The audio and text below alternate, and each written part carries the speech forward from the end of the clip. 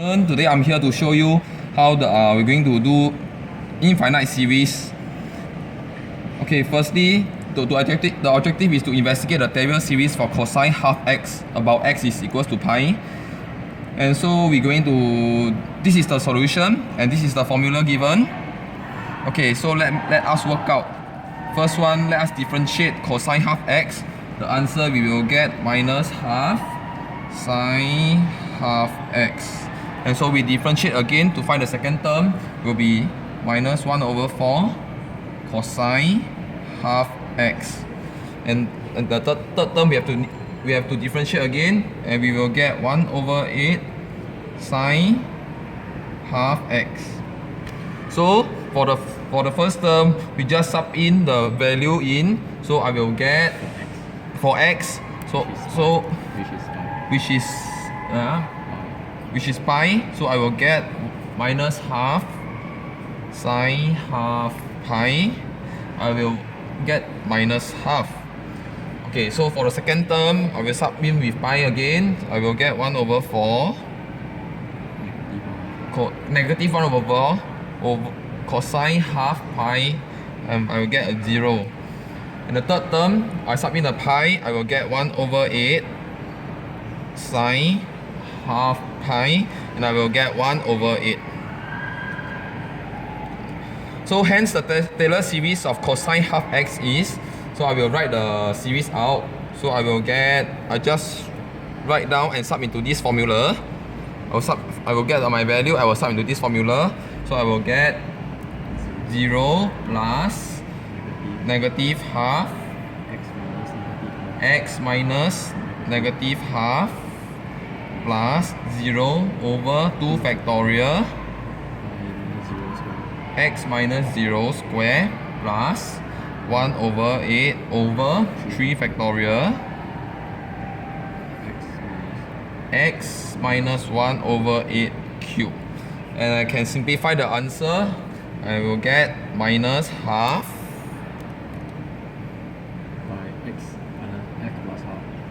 x plus half plus 1 over 48 x minus 1 over 8 3. So this is just sub in the value and write into the formula. Okay, so this is the value we sub into the DeMOS graphing calculator, and this is the graph. This is the graph we will get for the first part. We don't look at the number third. So okay, let us continue.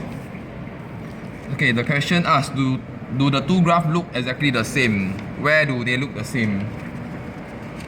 So the answer is no. They are not same, but both graphs are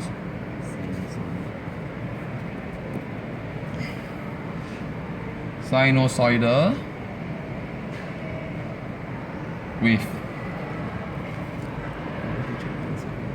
Okay, so the next question, what can you do to make the two graphs look more similar?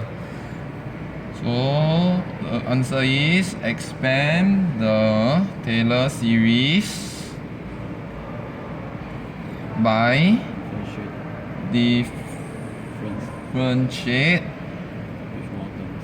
with more terms.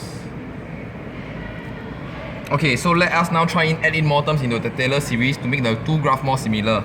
So okay, just now we will do until the third term, so we will continue with the fourth term. So the fourth term, I differentiate from the third term, 1 over 8 sine half x.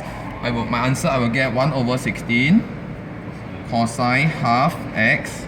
And I differentiate again, I will get my negative 1 over 32. Sorry, it's 1 over sine half x. And I differentiate again, I will get negative 1 over 64. Negative 1 over 64 cosine half x, and I differentiate the last time, I will get 1 over 128 sine half x. So that I do the same thing, I will sub in the value with pi. So the first term, the fourth term, I will get 1 over 16 cosine half pi is 0. So the fifth term is negative 1 over 32 sine half pi. I will get negative 1 over 32. So the sixth term, I will get negative cosine half x. I will get 0. And the last okay, so the last one I will get 1 over 128 sine half pi equals to 1 over 128. Okay, so the Taylor series with more terms added now look like, so I will just same as the previous part, we just sub in everything into the formula. So I will get follow the previous one, I will get negative half x plus half plus 1 over 48 x minus 1 over 8 the power of 3 minus 1 over 3840 x plus 1 over 32 the power of 5 plus 1 over 645120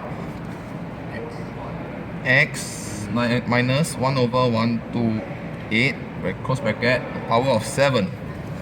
So I will type in the new Taylor series in the row 3 to the demos website to show the graph. So this is the third. I will type in this and I will get this graph. This is the final graph.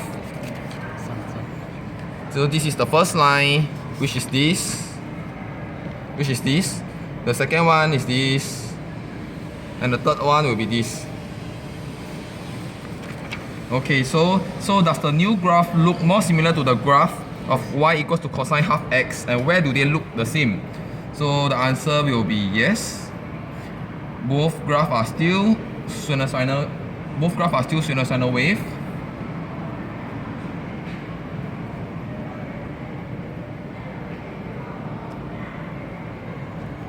Okay, so what conclusion can you make about approximation of function using Taylor series? So the answer will be, as you increase the degree of the Taylor polynomial of a function, the approximations of the function by its Taylor polynomial becomes more and more accurate.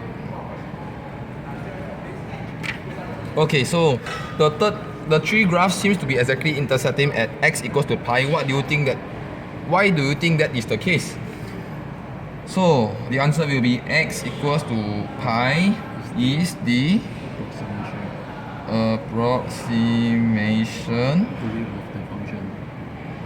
value of the function cosine half x. So we have solved the question.